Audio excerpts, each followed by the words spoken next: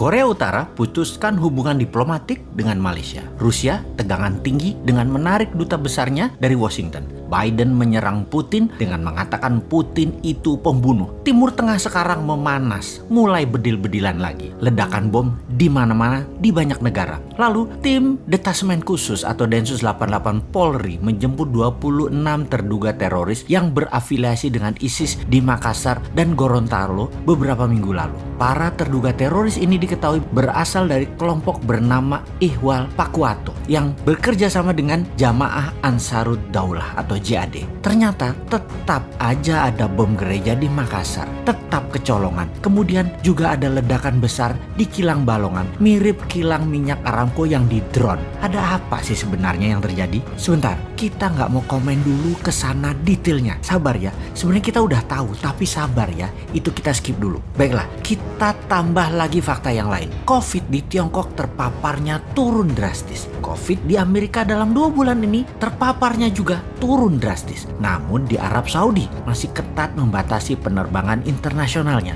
Masih selected karena COVID merajalela lagi. Bahkan di Tanzania lockdown. Negara Eropa Barat seperti Spanyol, Inggris, Prancis, Italia masih juga selected international visitor karena masih pandemik. Jenis baru lagi pandemiknya. Banyak di negara besar dan negara penting di dunia ini ternyata COVID belum bisa turun drastis di sana. Sehingga efek perlambatan ekonomi menjadikan mendung ekonomi di Eropa, di Afrika, di Asia. Pastinya di dunia di tahun 2021 ini mendung ekonominya. Bagaimana kita melihatnya hal ini yang lama kita sudah mengatakan dalam analisa Sontoloyo ala Bosman itu. Ketika globalis di belakang Biden CS Partai Demokrat Amerika, maka globalis menguasai 2 negara besar, Tiongkok dan Amerika. Keduanya diadu adalah Tiongkok CS yaitu One Belt One Road versus High Road-nya Amerika CS. Kemudian dunia dibuat gonjang-ganjing di mana instrumen perang yang terbesar adalah perang militer, yang terkecil adalah perang sel atau biasa disebut Terrorist Act mulai dipakai lagi.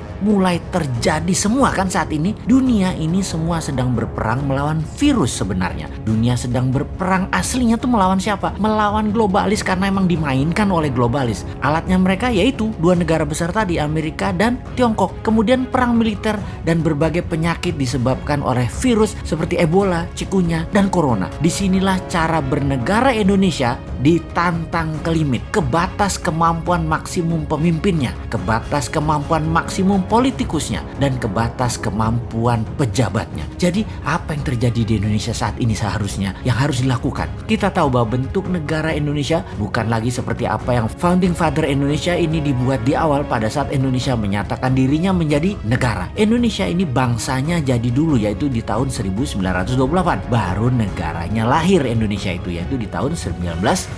Bergesernya bernegara saat ini karena kekuatan parlemen yang menguat ditambah kekuatan partai yang mencengkram dunia perpolitikan di Indonesia. Kita bukan lagi bentuk negaranya presidensial tapi parlementer. Karena itu ketika parlemen bertaring terlalu kuat, siapapun presidennya tidak akan bisa main gigi 5. Full throttle itu tidak mungkin. Tetap harus bagi-bagi kekuasaan dan bagi-bagi permen keuangan. Lalu yang jadi masalah adalah pengetahuan bernegara masyarakat juga parah, dibuat jadi rendah. Jadi yang memegang kendali bernegara tinggal mainin aja apa pendapat rakyat, apa pendapat mereka. Rakyat manut, nonton, gak bisa buat apa-apa. Contohnya mulai digulirkan wacana presiden 3 kali di mana muncul kampanye mempropagandakan bahwa calon terkuat Jokowi Prabowo di tahun 2024. Lalu ada berita mengejutkan kalau Jokowi mencalonkan ketiga kalinya, hasil survei ternyata nama SBY melawan dengan kuat. Bahkan saat ini leading. Nah lo bingung gak tuh kaum old mind? Kalian ini gak pernah selesai berdrama ya. Lalu kaum new mind bagaimana? Diam aja sih saat ini. Incumbent dan oposisi menari-nari seakan-akan bisa membuat Indonesia berdaulat.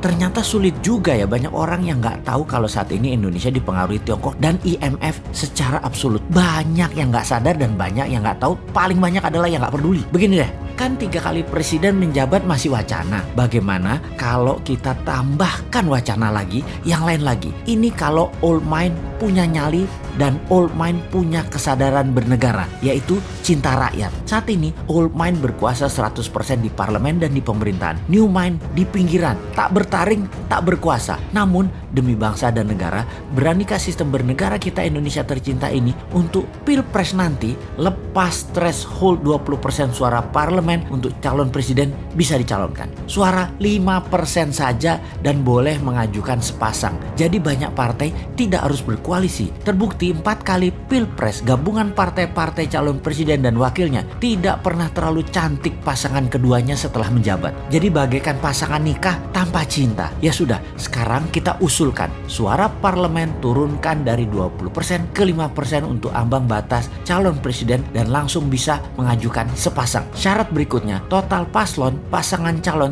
tidak boleh 7 pasang dengan menghitung suara parlemen dari suara terbanyak. Jadi apa yang terjadi? Misalnya pasangan PDIP dan Gerindra, Pak Jokowi dan Pak Prabowo, itu sudah 30% suara parlemen. Tapi masing-masing ternyata kreatif. Masing-masing mencalonkan diri sendiri. PDIP mencalonkan Ganjar dan Puan. Gerindra mencalonkan Pak Prabowo dan Pak Sandi Uno. Kemudian Golkar mencalonkan Erlangga dan Tito. Golkar bisa calonkan sendiri tentunya. Partai Demokrat Perjuangan mencalonkan SBY dan AHY. Demokrat KLB mencalonkan Muldoko dengan Ahok. Nasdem Pak Surya Paloh dengan Ridwan Kamil. PKS Anies dengan Habib Rizik. PKB Caimin dengan Deddy Corbuzier. PAN P3 mencalonkan Gatot dan Din Samsudin. Siapapun itu silahkan bertanding. Mainnya nanti 2 babak jika tidak ada pemenang yang mendapatkan suara 50% plus 1 suara. Jadi tanding ulang 2 yang teratas. Dengan demikian peluang putra bangsa terbaik untuk bisa membangun bangsa negara menjadi terbuka lebar. Lalu kita dengan santainya bertanya, maaf itu semua calon tadi rasanya old mind semua deh. Yang new mind mana? Oh ada, bagaimana kalau Pak Jokowi 3 kali wakilnya si Sontoloyo ini? Piye Pak? Cocok iki kombinasinya.